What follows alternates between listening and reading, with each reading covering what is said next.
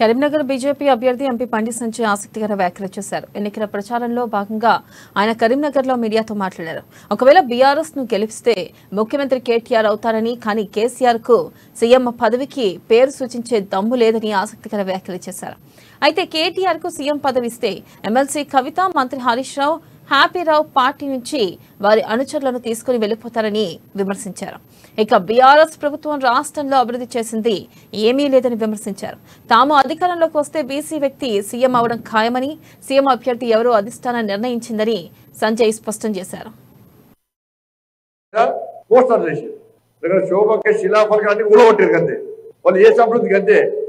ఎవరన్నా మునగాడైతే నిజంగా మొగను అయితే నువ్వు ధైర్యంగా చెప్పుకునే దమ్ము నీకుంటే ఎస్ ఇది నేను చేసిన, ఇది నా శిలాఫలకం అని చెప్పుకునే దమ్ము బీఆర్ఎస్ పార్టీ ఎందుకంటే ఏం చేయలేకపోతే లేదని చెప్పారు.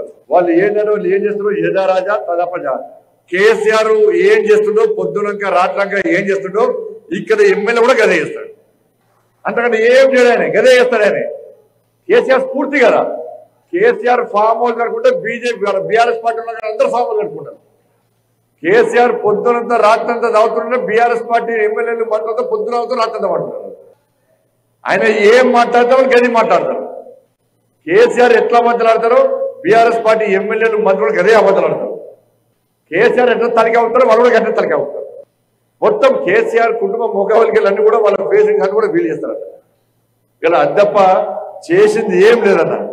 ఇవాళ మీరు గుర్తుంచుకోండి. ఇవాళ సరే ఒక సెక్షన్ మీడియా వాళ్ళు గెలుస్తారు, ఒక సెక్షన్ మీడియా